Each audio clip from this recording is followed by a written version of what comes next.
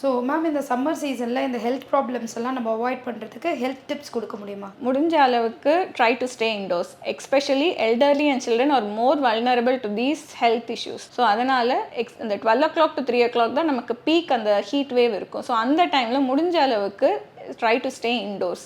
And நிறைய water இந்த form of juice, butter milk, tender coconut water எதுவாக இருந்தாலும் நிறைய கன்சியூம் பண்ணுங்கள். Minimum 3 to 4 liters of water intake இருக்கிற மாதிரி பார்த்துக்கோங்க.